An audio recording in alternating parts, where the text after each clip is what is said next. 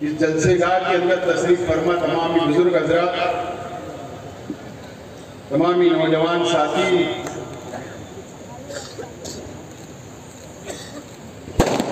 तमामी हमारे जाबाज दोस्त, तमामी मीडिया के साथी, दुलिया जलगांव और बाहर गांव से हमारे आए हुए तमामी दोस्तों और साथियों, भाई फटाखा वगैरह ना छोड़ा जाए, हम बार बार ऐलान करते हैं, उसके बाद भी आप लोग नहीं मान रहे हैं। जरा बहुत तो बाहर कोई उनको बंद कर दीजिए।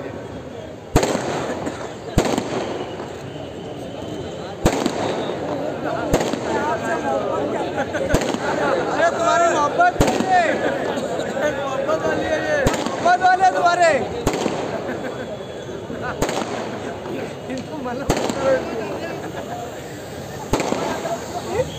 दोस्तों और साथियों, आज ये इनकलाबी जलसा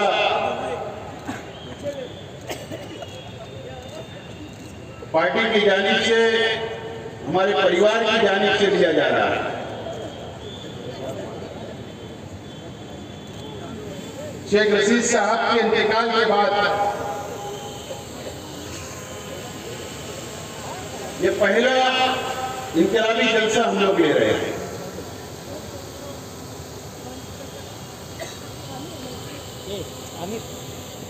और जब भी पार्टी का जलसा हुआ करता था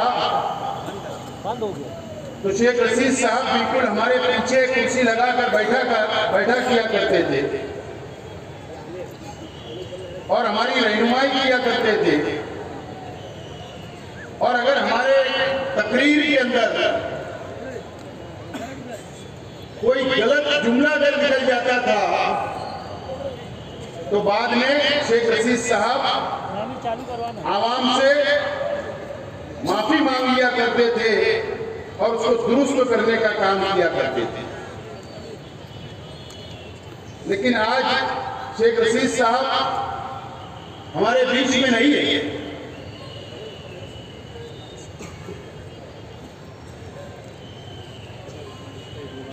अब हम लोगों को फिक्र है कि कौन हमको रोकेगा, कौन हम पे कंट्रोल करेगा, कौन हमारी इस्लाह करेगा।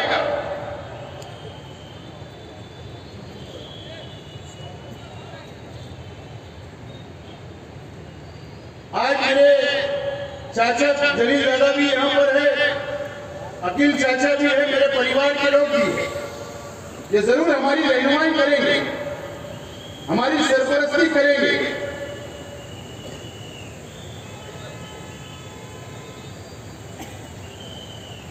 आज का जलसा लेने का मकसद या हम लोग जो ऐलान कर रहे हैं कि हम लोग सियासत के अंदर बरकरार रहेंगे, हम लोग इस शहर के अंदर सियासत करेंगे, तो इसलिए बोल रहे हैं कि ये 40 दिनों में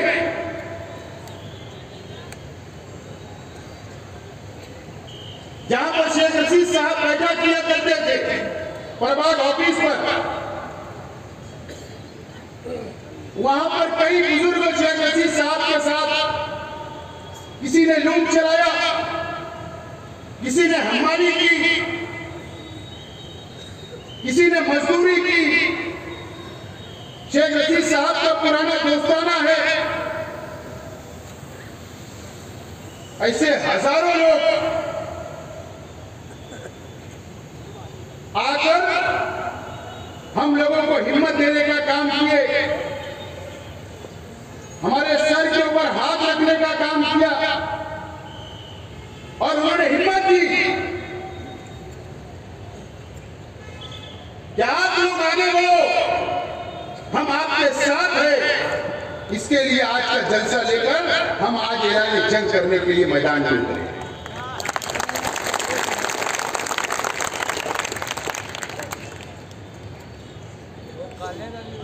शेख रशीद साहब का एक विचार, एक सोच रही। 40 साल शेख रशीद साहब ने इस शहर के अंदर सियासत की, म्युनिसिपल काउंसिलर से लेकर एमएलए तक, मेयर तक शेख रशीद साहब ने शहर के अंदर नुमाइंदगी की, सियासत की। मैं समझता हूं कि निहाल अहमद साहब के बाद शेख रशीद साहब का नंबर लगता है, जो 40 साल इस शहर के अंदर शेख रशीद साहब ने सियासत की और कामयाब सियासत की। क्या वजह? शेख रशीद साहब ने कभी भी अपना माजी नहीं भूला। शेख रशीद साहब ने कभी भी अपने वो साथ में लूम चलाए हुए उनके साथियों को कभी नहीं भूला। शेख रशीद साहब ने कभी ये नहीं भूला कि मेरे साथ पावर लूम चलाया करते थे। कभी शेख रशीद साहब ने ये नहीं भूला कि मेरे साथ कभी हमाली किया करते थे। शेख रशीद साहब ने कभी ये नहीं भूला कि देहातों के अंदर जब शेख रशीद साहब चूड़ी बेचने जाया करते थे तो बेडशीट का और चादर का धंधा करने वाले शेख रशीद साहब के साथ फेरी पे जाया करते थे। कभी उनको नहीं भूला। इसके लिए 40 साल ये शहर के अंदर शेख रशीद साहब ने सियासत की। गरीबों को कभी नहीं भूला, झोपड़पट्टी की आवाम को कभी नहीं भूला। हमेशा उनको साथ लेकर चलने का काम शेख रशीद साहब ने 40 बरस किया और शेख रशीद साहब इस दुनिया से चले गए। और ये मंच में बैठे हुए लोग, ऐसे कई हमारे साबिक कारपोरेटर आज बैठे हैं। शेख रशीद साहब ने किसी को कारपोरेटर बनाने का काम किया। शेख रशीद साहब ने किसी को स्टैंडिंग चेयरमैन बनाने का काम किया। अनेक लोग हैं। शेख रशीद साहब ने अनेक ओहदों के ऊपर कई लोगों को पहुंचाने का काम किया। अपने साना बसाना साथ लेकर चलते रहे और इसीलिए आज ये पूरा मंच इस बात की गवाही दे रहा है कि नहीं, शेख रशीद साहब नहीं है तो भी हम आपके साथ हैं, आपके परिवार के साथ हैं। अगर शेख रशीद साहब अपनी जिंदगी भी इन लोगों के साथ अगर गलत किया करते तो आज ये लोग बैठते नहीं बल्कि चले जाते थे कि अब शेख रशीद साहब गए, आपको भी टाटा बाबा हमको कर देते थे। लेकिन आज क्यों बैठे? ये हिम्मत देने के लिए बैठे हैं। ये शहर के आवाम को ये मैसेज देने के लिए बैठे हैं कि हम शेख रशीद परिवार के साथ मजबूती के साथ खड़े हैं। ये मैसेज देने के लिए लोग बैठे हैं।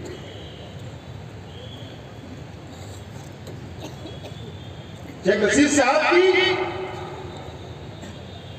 ठीक है, इंतकाल के बाद कई लोग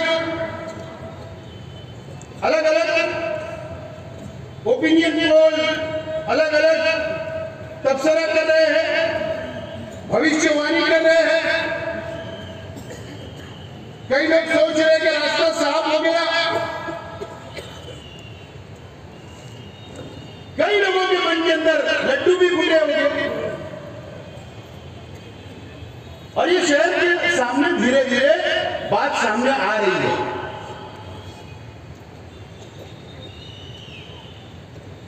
शेख आसिफ क्या, शेख रशीद परिवार क्या, जिस बाप ने 40 साल इस शहर के अंदर राज किया, उस बाप की औलाद हम है। याद रखना।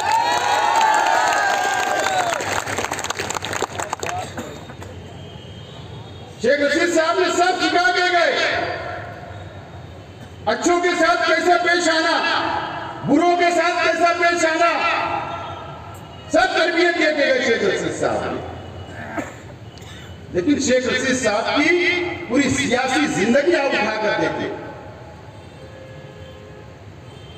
यहां पर बैठे हुए तमाम ही, चाहे वो गुरुवार वार्ड हो, रौनकाबाद का इलाका हो, शहीद अब्दुल हमीद रोड हो, कमालपुरा हो, रविवार वार्ड हो, देवी का मल्ला हो, नया इस्लामपुरा हो, पूरे शहर के लोग यहां पर बैठे हुए थे।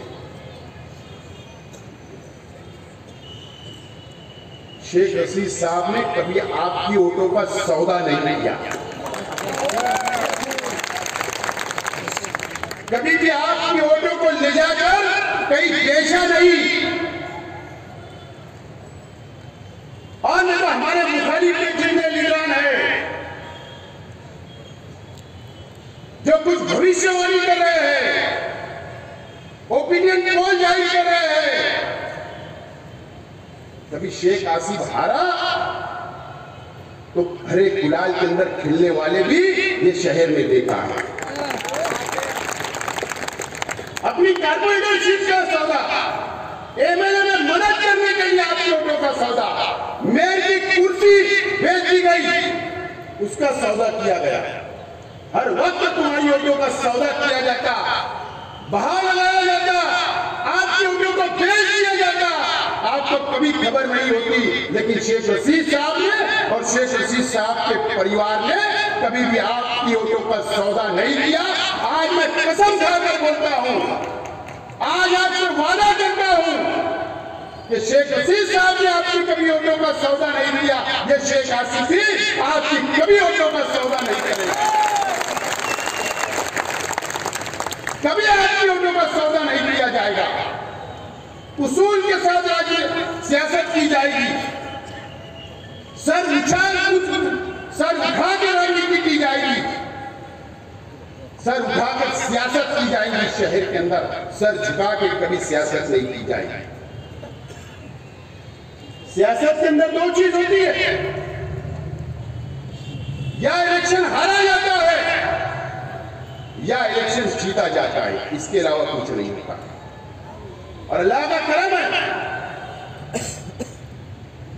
कि 2 टाइम शेख रशीद साहब इस शहर के एमएलए बने, एक टाइम मैं एमएलए बना, 2 टाइम शेख रशीद साहब मेयर बने, एक टाइम मैं मेयर बना, 2 टाइम मेरी वालिदा मेयर बनी। ये दूसरे कोई भी खानवेदे को ये एजाज नहीं हासिल है। और हारे भी फिर खड़े हुए और फिर लड़ेंगे, और अगर आपका साथ रहा तो इंशाअल्लाह फिर जीतेंगे। लेकिन आपकी वोटों का सौदा नहीं किया जाएगा, ये वादा आज मैं इस मंच से करता हूं। कभी आपकी वोटों का सौदा नहीं किया जाएगा, ना शेख रशीद साहब ने किया और ना हम करने वाले। और अगर ये भी सोच रहे होंगे कि शेख रशीद के परिवार को तबाह किया जाएगा, दबा के राजनीति की जाएगी, तो ये भी नहीं होगा।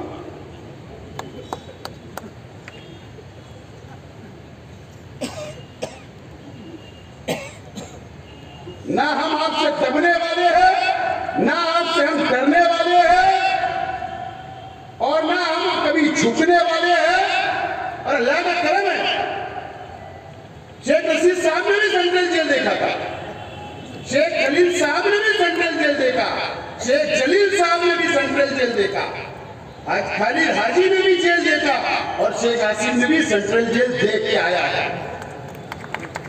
इसके लिए हम डरने वाले नहीं,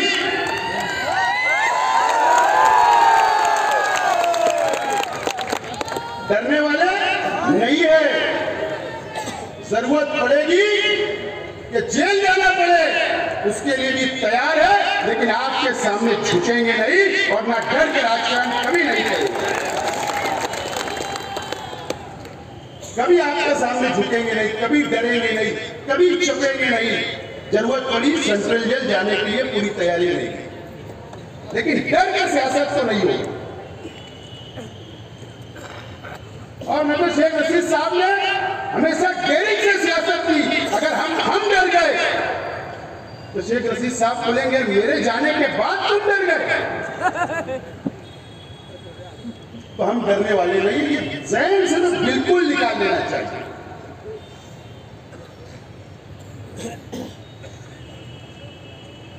ये हमारी अपनी पॉलिसी रहेगी। मैं पॉलिसी डिक्लेयर कर रहा हूं आज शहर के सामने,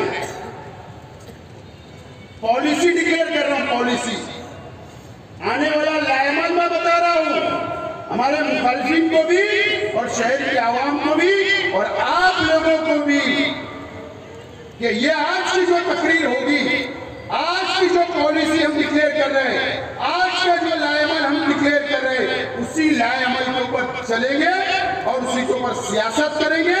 और शेख रशीद साहब ने हमको सिखाया कि गरीबों को साथ लेकर चलो और उनके सुख और दुख में शामिल हो।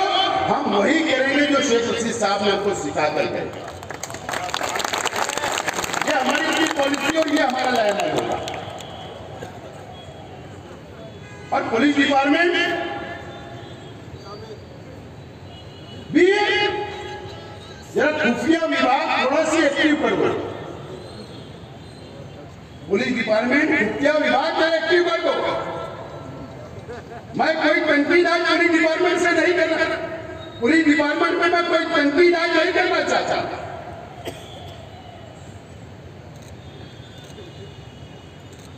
मैं बिल्कुल कोई भी तनकीद के मूड में आज नहीं हूं।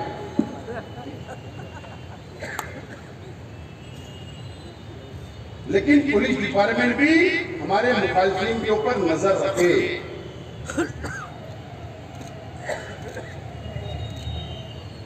दोस्तों और साथियों, ये बात मैं यही छोड़ रहा हूं।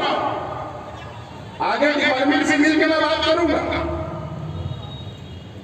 लेकिन ये मालेगांव शहर मस्जिद और मीनारों का शहर है। मालेगांव शहर मस्जिद और मीनारों का शहर है।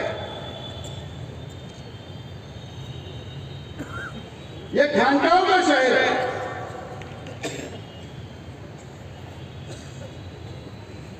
यहां पर हिंदुस्तान की वो हर दीनी तंजीम की ऑफिसेस है, तंजीमें हैं और उसमें अल्लाह का करम है, अल्लाह का एहसान है कि बहुत बड़ी तादाद उलमाओं की उसके अंदर तंजीम के अंदर ये शहर के अंदर काम करती है। मदारिस बहुत है यहाँ पर लड़कियों के, लड़कों के। अल्लाह का बहुत एहसान है, हमको इस शहर के ऊपर फख्र है।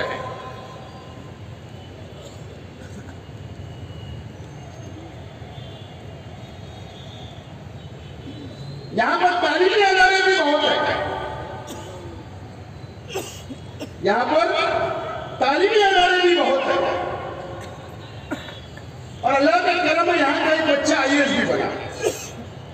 हमारा नाम, हमारा शहर का बहुत ऊंचा मुकाम है हिंदुस्तान के अंदर, मुल्क के अंदर, दुनिया के अंदर।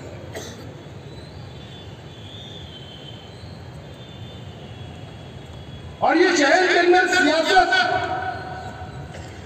हारून अहमद अंसारी साहब ने भी यह शहर के अंदर आजादी के बाद सियासत की।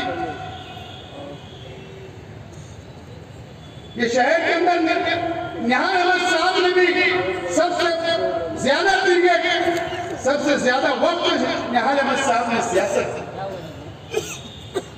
शेख रशीद साहब ने भी शहर के अंदर सियासत की।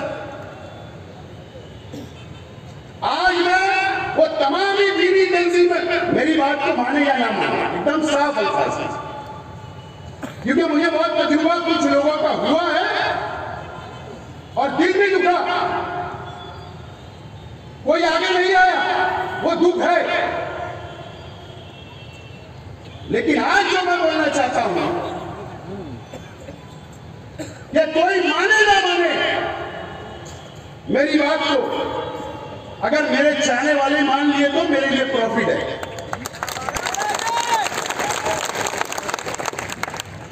मुझे बताओ आज ये शहर की हालत क्या है, ये शहर की सियासत किस तरफ जा रही है। मेरा सवाल है इस शहर के तमाम ही दीनी तंजीम के जिम्मेदारों से, तालीमी अदारों से, ये शहर के मोतबर लोगों से, तमाम ही बिरादरियों के तमाम ही सदमराकिन से और ये शहर की आवाम से मेरा सवाल है कि आज ये शहर की सियासत किस रास्ते के ऊपर जा रही है। आज मेरा आप लोगों से सवाल है। ये बहुत दिन बाद जलसा हो रहा है,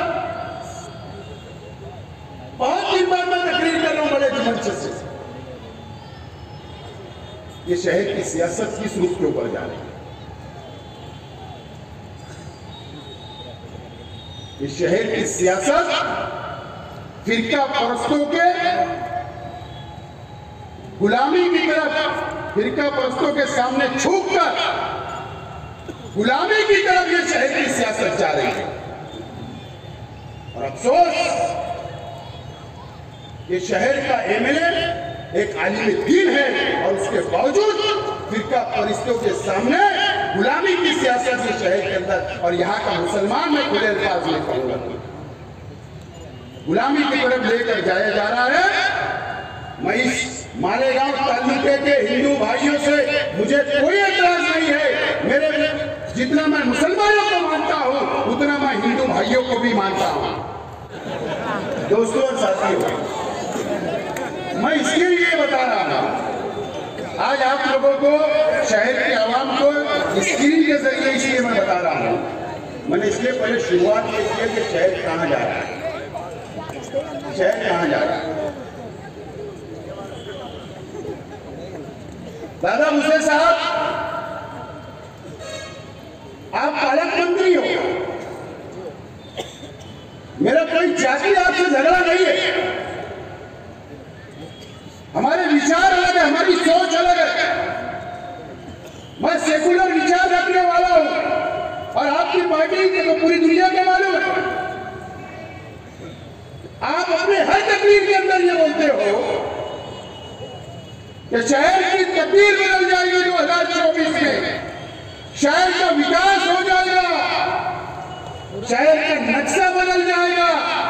आपकी जो रिकॉर्डिंग टेप रिकॉर्ड है ना, आप 4 साल से वही बजा रहे हो। ये यूट्यूब वाले को मैं बोलना चाहता हूँ, आप भी यही बता रहे हो। ये जा तकरीर में खड़े रहे, चेहरा मोरा बदलता क्यों, विकास वही चेहरा। बुनकरों की मीटिंग के अंदर बुनकर की बात छोड़ दिए, बोले शहर का चेहरा मोरा बदल जाएगा। आप अपने विकास के ऊपर, आपके डेवलपमेंट के ऊपर इतना दम है तो विकास और डेवलप के नाम पर वोट मांगो, मुसलमानों की बलि चलाकर आप वोट मत मांगो। भाई तो हिंदू और मुसलमानों को लड़ाते हो, ये शहर की परंपरा है। आज की नहीं 50 साल की कि देवी का रथ आता है हमारी खानदान से, हमारे खानदान से हिंदू भाई आते और इस शहर से जाते हैं। यहाँ का मुसलमान उनको शरबत पिलाता है, यहाँ का मुसलमान उनको पानी पिलाता है, उनके लिए नाश्ते का इंतजाम रखता है। एक खत्तर भी नहीं गए, एक खत्तर आज तक। इतना एहतराम करते हम, भाईचारा इतना है। क्या जरूरत पड़ गई इन 2 सालों के अंदर आपको क्या आपकी पार्टी के लोग रात आता है तो 40 लोग फाटे के ऊपर आप जमा होते हो, पूरे तालुके के अंदर आप सोशल मीडिया के ऊपर पोस्ट वायरल करते हो कि वहां जमा हो जाओ। हमारा पवित्र महीना चलता रमजान महीना और हजारों की तादाद के अंदर आप इस शहर से गुजरते हो। हमको गुजरने में कोई दुश्वारी नहीं है, हमको कोई एतराज नहीं है। हम कल भी इस्तेमाल करते थे, आज भी इस्तेमाल करेंगे, कल भी पानी पिलाते थे, आज भी शरबत पिलाएंगे। इतराज ये है कि आपकी पार्टी के लोग शहर का लेन ऑर्डर खराब करते हुए जाओगे, गलत सलत नारे लगाते जाओगे, शकावत के सामने दुकानों का तोड़फोड़ करते जाएंगे। शहर का माहौल क्यों खराब कर रहे हैं? क्यों आपको अपने डेवलप के ऊपर विश्वास नहीं है? आप बहुत विकास की बात कर रहे हो कि उसके ऊपर भरोसा नहीं है? क्या हिंदू भाई को भड़का कर वोट देना चाहते हो? क्या तफरका बना करना चाहते हो? क्या वजह है? ये शहर के आवाम सोचे। शहर के एमएलए का तो आपने देखा है वीडियो। 2019 में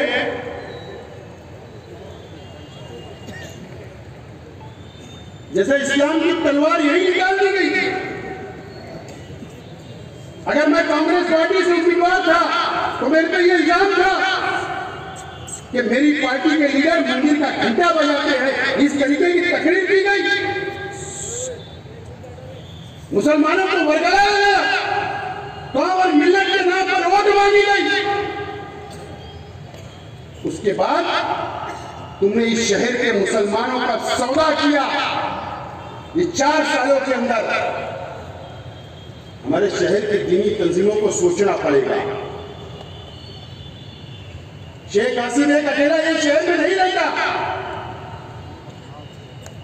आप मेरा भरोसा नहीं करोगे, मुझे कोई फर्क नहीं पड़ेगा, लेकिन इसके ही लोगों का विश्वास, ये शहर के 5-7 लाख मुसलमानों का विश्वास, आपको इनको जवाब देना पड़ेगा। मेरी अपील है दीनी तंजीमों से, कौम मिल्लत के नाम पे वोट मांगी गई, एमएलए बन गए। असदुद्दीन अवैसी साहब 4.5 साल गुजरते आए, आप यहाँ के मुसलमानों के आंसू पोंछने नहीं आए। आपके एमएलए ने क्या किया? मुझे दूसरे के एमएलए के बारे में कुछ बोलना नहीं है। मैं मालेगांव में रहता हूं, मैं मेरे शहर का सोचूंगा। क्या किया पता है आपको? वो हेमंत पाटिल शिवसेना का एमएलए, जो आज के मुख्यमंत्री के पार्टी का एमपी है। इम्तियाज जलील साहब औरंगाबाद के इमाम के, वहां के मुसलमानों ने अपने जेब का पैसा लगाकर हमारी मां बहनों ने दुआएं की, रोजा रखा। इम्तियाज जलील साहब को भी उन्होंने एमपी बनाया। एमपी दुश्मनी नहीं वहां। क्यों? इनके पास इतनी भीख लग गई कि इनके पास गाड़ी नहीं है। शहर में तो चर्च पर स्टिकर लगा के 55 जारी घूमती। औरंगाबाद के अंदर तो स्टिकर लगा के गाड़ियों में घूमते आप, 50-50 लाख की गाड़ियों में। क्या वजह है कि मुंबई के अंदर आप टैक्सी से सफर किया? आपके सामने वीडियो, ये चैनल की वीडियो है। होटल के अंदर बैठकर मीटिंग की गई, डीलिंग की गई। उसके बाद एकनाथ शिंदे साहब वजीर आला बने। दूसरे दिन होटल के अंदर जाकर ये मुलाकात करते हैं कि गलतफहमी ना हो जाए। उनको तो कोई जवाब देने की जरूरत नहीं थी शिंदे साहब को, कि उनकी पार्टी का नहीं था। तुम तो इमाम के हो, तुम तो अपोजिशन में हो, तुमको तो भी पाला था। उसके बाद आप क्या राजी रहे? एमएलसी और राज्यसभा के अंदर तुमने गिरी की। तुम मुंबई के अंदर बैठकर, होटलों के अंदर बैठकर डीलिंग करते हो, टैक्सी में घूमते हो, ये शहर की और इस मुसलमानों की वोट का सौदा करते हो। कब ये शहर जवाब पूछेगा? कब उनसे सवाल किया जाएगा? अगर दादा भूसे साहब इतने जिम्मेदार नहीं है, ये शहर के एमएलए उतने जिम्मेदार है। अगर मॉब लिंचिंग हो रही कुरैश बिरादरी के जिम्मेदार यहाँ बैठे हैं, यहाँ पर कुरैश बिरादरी के जिम्मेदार यहाँ पर बैठे हुए हैं। अगर कुरैश भाइयों, कुरैश बिरादरी के नौजवानों को जानवर लाने के ऊपर अगर हमारे शहर के मंत्री महोदय, अगर आप गाड़ी रोककर अगर उनको आप मारते हो, आप गाड़ी जमा कराते हो, तो फिरका परस्त तंजीमों को ले लोग जो है पूरे तालुके के अंदर उस वक्त से मॉब लिंचिंग की वारदात ये शहर में बढ़ी, लेकिन एमएलए का मुंह असेंबली में भी नहीं खुला और यहाँ पर भी नहीं खुला। क्या वजह है? इसका जवाब कौन देगा?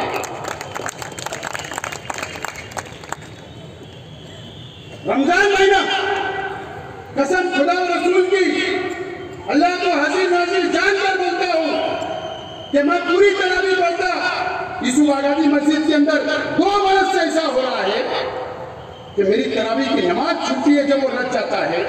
शेख रशीद साहब अपनी रिक्शा के अंदर जब वो रात आया तो शेख रशीद साहब मगरिब के बाद रोजा उन्होंने ऑफिस में खोल कर गए और रात के थोड़ी दूर के ऊपर चलते रहे कि कोई हादसा ना हो जाए।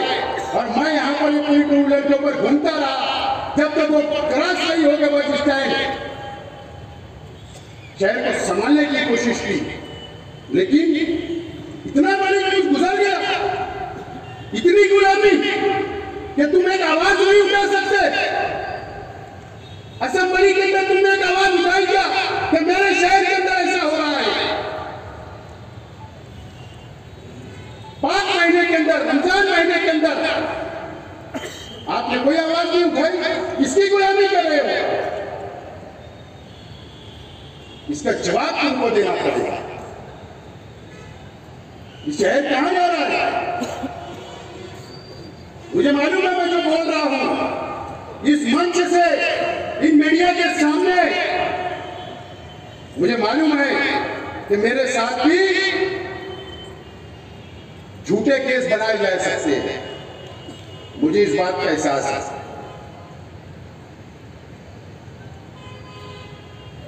झूठे केस मुझ पर भी बनाए जा सकते हैं, मेरे पे भी कार्रवाई की जा सकती है। लेकिन अगर मैं आज बोल रहा हूं तो इस जिम्मेदारी से बोल रहा हूं कि सेंट्रल जेल की पार्टी मैंने देख के आया हूं कि एक वक्त तो पड़ेगा कि मुझे अंदर रहना पड़ेगा। उसके लिए भी मैं तैयार हूं, इसलिए आज मैं तकलीफ कर रहा हूं, इसके लिए भी तैयार हूं। लेकिन झुकूंगा नहीं, यह तो तय है। जुल्म के खिलाफ आवाज उठाऊंगा, आंख में आंख डालकर बात करूंगा, यह शहर को बचाने की कोशिश करूंगा, यहां के हिंदू और मुसलमानों की एकता बरकरार रखने के लिए लड़ते रहूंगा। लेकिन सरकार और सरकार के नुमाइंदों के सामने झुकना मुझे नहीं पसंद है और मैं नहीं झुकूंगा। ये बात का मुझे शेख रशीद साहब ने सिखा कर गए, डरना नहीं, झुकना नहीं। क्या होगा? ये फांसी में तो नहीं लग जाएंगे, जेल में डालेंगे ना। न्यायालय खुलिए, कोर्ट खुलिए, इंसाफ मांगेंगे। आज भी ऐसे जज कोर्ट के अंदर मौजूद है जो इंसाफ पसंद है और इंसाफ दे रहे हैं, लेकिन इसका जवाब जो शहर के एमएलए को देना पड़ेगा। अरे कितनी शर्म की बात है, 4 साढ़े 4 फीट का आदमी नितेश राणे मालेगांव के अंदर आता है, किले के ऊपर चढ़ जाता है और ये कमिश्नर उसका इस्तेमाल करता है और वो वहां से नजारा देखता है। नजारा ये शाह बिरादरी के लोग बैठे हैं, सचिन शाह वगैरह, शाह बिरादरी की एक बहुत बड़ी आबादी है वहां पर। हमारे दलित भाइयों की भी बहुत बड़ी आबादी है उस बस्ती में, हमारे बुनकर भाइयों के भी बहुत मकान आते हैं वहां। वो आकर वहां पर बोलता है कि 8 दिन के अंदर ये बस्ती खाली हो जाना चाहिए, मैं तो बुलडोजर चला दूंगा। इतनी मर्दानगी थी ना कि असेंबली के अंदर आवाज उठा के बोला। शर्म आना चाहिए कि तुम्हारे असेंबली हल्के के अंदर की जाता, तुम्हारे असेंबली हल्के के अंदर आकर तुमको चैलेंज करके गया, सिर्फ तुमको चैलेंज करके नहीं गया, यहाँ के मुसलमानों को चैलेंज करके गया, लेकिन आपने एक अल्फाज नहीं बोला। इसका जवाब भी तुमको शहर को देना पड़ेगा।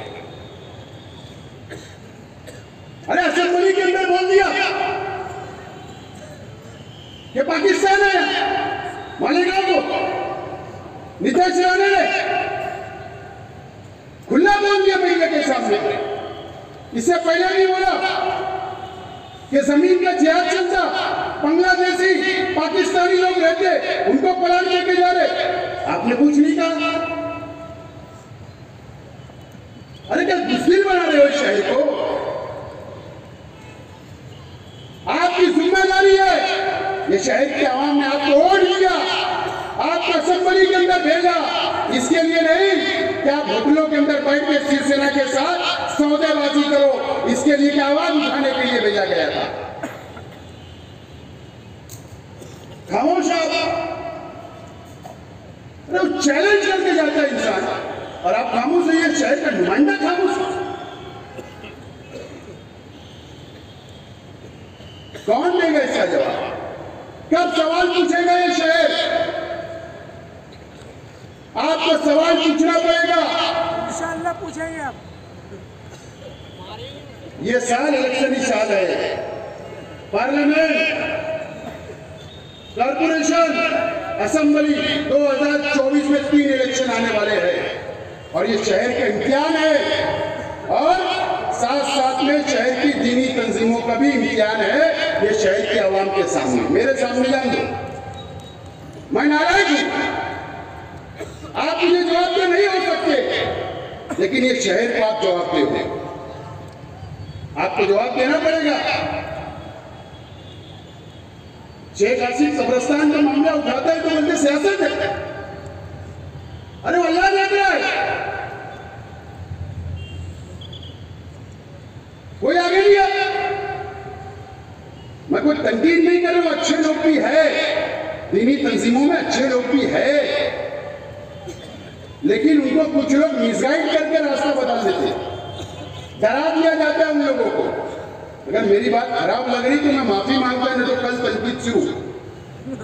हालांकि शेख रशीद साहब ने बोले तनकीद आएंगे, तनकीद करेंगे, कर रहे थे, मैं भी एकदम मजबूत हो गया, आज मैं कितनी तनकीद आता, सब तैयार है मेरे, लेकिन इम्तिहान है और अब तुमको इम्तिहान लेना है। क्या होगा? आपके हाथ में फैसला, शहर के आवाम के हाथ में, या हरा दोगे हमारी पार्टी को या जिता दोगे, फैसला आपको है। और नहीं तो ऐसी बुज़दिल बन के रहो, सर झुका के रहो, जुल्म के खिलाफ मत बोलो, जुल्म होता हुआ मत देखो, शहर को लूटा जा रहा है, खामोश रहो, कारपोरेशन को लूटा जा रहा है। अरे तुम्हारा पैसा है, तुम्हारा टैक्स का पैसा, तुम कारपोरेशन में घर पट्टी, नल पट्टी, प्रॉपर्टी टैक्स भरते हो, वो पैसा जो जमा हो रहा, मालूम है तुमको ये 2 सालों के अंदर क्या हुआ? बाकी मुकर्रिम ने बताया आपको। अरे शेख रशीद साहब का और अगर शिवसेना से अगर कोई झगड़ा शुरू हुआ, किस वजह से हुआ पता है? 100 करोड़ रुपया मंजूर हुआ हुकूमत से, सिर्फ ठेकेदारी करने के लिए। मैं हिंदू मुसलमानों की बात नहीं कर रहा, क्या उधर ज्यादा क्या इधर कम, इसके लिए नहीं, ठेकेदारी करना है कुछ पार्टी के लोगों को। मालूम है 84 करोड़ रुपया मंत्री महोदय ने लेके चले गए, हिस्से में कितना आया? सिर्फ 16 करोड़, 16 में मेरे ख्याल 14 ही आया है, इसमें हिसाब में कारपोरेशन का हिस्सा कितना था मालूम है? 30 करोड़। 30 करोड़ को 100 करोड़ में हमको मिला था। अरे अगर 30 करोड़ भी मंजूर हो जाते हो तो हमको समाधान रहता, इत्मीनान रहता, नहीं 30 तो मिला, लूटमार हो गई, एमएलए खामोश। आज तो कोई मेयर नहीं है, कोई कारपोरेटर नहीं, कोई स्टैंडिंग चेयरमैन नहीं, कोई डिप्टी मेयर नहीं, सिर्फ एमएलए, जिसकी पकड़ कारपोरेशन पे होना चाहिए, कमिश्नर पे दबाव होना चाहिए। अभी 50 करोड़ मंजूर आया, मुझको भी बोला गया था कि 1 करोड़ आपको देते, आप नाम बता दो, मुझको भी बोला गया था। मैंने कितने दे रहे, बोले 1 करोड़, मुझे नहीं होना। मतलब प्रपोजल कितने का, बोले 50 का, मतलब 15 का हमारा ही जा रहा है, 15 देने की बात करो। अरे इन्होंने ले लिए, 7 करोड़ में कंप्रोमाइज कर दिए, 7 करोड़ में।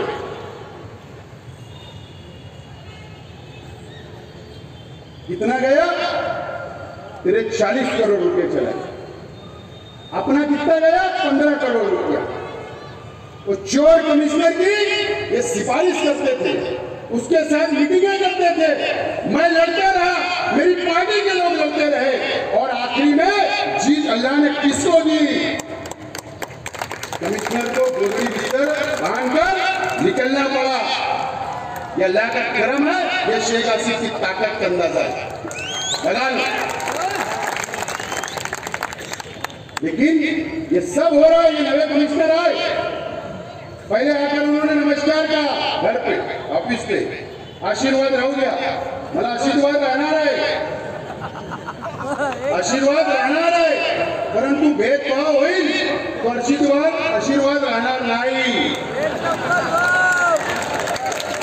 आशीर्वाद केवल नहीं, भेदभाव मालेगाव मतदारसंघमध्ये भेदभाव झाला नाही पाहिजे. अगर तुम्ही केलं तर तुमच्यावर भांग. मला सर्व माहिती आहे धुळ्यामध्ये काय काय झाला. तो ऐसा थोड़ा मराठी कच्ची पक्की समझ लो. तो ये दबदबा, ये दहशत, ये दबाव होना चाहिए. इनके जैसा नहीं. ये कमिश्नर इंडिया आकर ऑफिस के ऊपर बैठ गया, साहब आपका हिस्सा पहुंच जाएगा. साहब ने कहा था कि कमिश्नर भगाओ, शहर बचाओ, डब्बे में. कहां पे तहरीक थी? कोई तहरीक नहीं. ये कारपोरेशन को 700 करोड़ रुपए का कर्जदार है. 2 साल के अंदर बनी है कारपोरेशन. 700 करोड़ रुपया. मैं दूसरे चिल्लर लीडरों की बात नहीं कर रहा हूं, कहने उनको तो मैं गिनती में भी नहीं देता. अल्लाह का करम. तुम्हारी वोट का सौदा करने वाले बहुत है छोटे छोटे, वो तो अपने गिनती में भी नहीं है. अपन लेवल के लोगों से लड़ते हैं. सब मुलविस है, सब मुलविस है. अपना घर भर रहे हैं. गुरुवार वार्ड वालों जरा ध्यान दो, घर बहुत भरा जा रहा है, खाली तुमको ही करना है. दोस्तों, ये तमाम ही चीजें ये कारपोरेशन के अंदर लूटमार की जा रही है.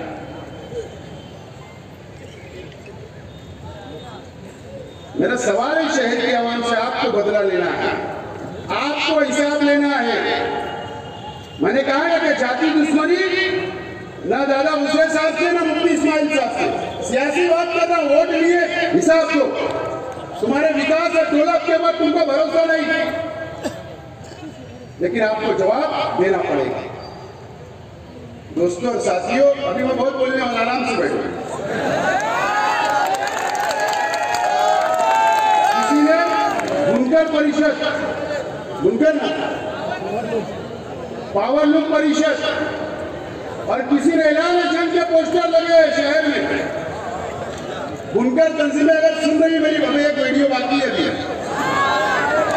बहुत परिषद के बोर्ड लगे, परिषद भी हुई, ऐलान जंग भी हुआ. असल में ये लड़ाई बुनकरों की, बुनकरों के लिए नहीं थी. ये असल में ये साइकिल की लड़ाई थी. साइकिल समाजवादी की जो साइकिल है ना, एक सदन में दूसरे ने लात मारा, घर से गिर गया. उसका बदला लेने के लिए पूरे शहर के बुनकरों को जमा किया गया. लोटस हाल में पूरे शहर के बुनकरों को कि तुम्हारे साथ सरकार जुल्म कर रही है, कमेटी बनी है, करोड़ों का फायदा होगा, जमा कर लिए गए. लेकिन बदला इन लोगों से लेना था, क्योंकि इन्होंने लात मार के गिरा दिया शरारत से. और तुम पावर लूम कंपनी से लड़ने की बात करते हो. एमएलए और जो तंजीमों के लोग, मैं सबको खराब नहीं बोल रहा हूं, मैं तो फिर कल से तनकीद शुरू करना, बहरहाल तैयारी. मुझे बताओ, ये शहर की आवाम, ये शहर के बुनकर भाई, मैं आप लोगों से सवाल है, तुम्हारे कारखानों पर रेड होगी, तुम्हारा मीटर जमा होगा, तुम्हारा कनेक्शन काटा जाता. बुनकर तंजीमों के कितने जिम्मेदारों का कनेक्शन कटा नहीं भाई, मुझे बताइए. जितनी बुनकर तंजीमें हैं, जितने जिम्मेदार है, एक के भी वहां बिजली पावर की कंपनी के लोग नहीं जाते, कनेक्शन नहीं काटते, उनका मीटर नहीं जमा करते, रेट नहीं करते, क्योंकि तुम लोगों का इस्तेमाल ये बुनकर तंजीम के कुछ लोग करते हैं. या मेरा सवाल है आप लोगों से, अगर आपकी मीटर कटता है बुनकर भाई, तो कितनी तंजीम के लोग तुम्हारे साथ पावर हाउस गए, ये मसला हल कर दो. कितने लोग गए? कोई नहीं गया. लेकिन आज मैं आपसे वादा कर रहा हूं, अगर आपको मैं पसंद नहीं तो चलेगा, इलेक्शन आएगा, आपको जहां रहने वाला हो. लेकिन मेरी ऑफिस शेख रशीद साहब जब बैठा करते थे 1000 करोड़ पुलिस स्टेशन के पीछे, अगर आपका मसला होगा तो शेख आसिफ आपके लिए तैयार है. आज बैठा कंपनी को तुम डरा रहे थे, ये खाली राजी रहेगा शेख रशीद की औलाद नहीं. 2 दिन पहले कान के नीचे मारा मालदे के अंदर कंपनी के एक आदमी को. क्या किया? कान के नीचे मार दिया। पावर वाली पुलिस स्टेशन के अंदर उसके ऊपर राइट का गुना दाखिल हो गया, मार ठोक का गुना दाखिल हो गया। मैंने पुलिस को फोन किया, पीआई साहब मतलब मेरा जलसा है, गुना दाखिल हुआ ना, मतलब मैं ये नहीं बोलूंगा क्या मत करो, ये हफ्ते के अंदर खालिद हाजी और उसके साथी आके अटैक हो जाएंगे, कोर्ट में भेज देना, जमानत करा लेंगे। इसको बोलते हैं, इसको बोलते हैं नुमाइंदगी। जेल भी जाना पड़े, मारना पड़े, मार भी खाना पड़े, उसके लिए तैयार होना पड़ता होगा। मैक्सी उठा के भागने से नुमाइंदगी नहीं है।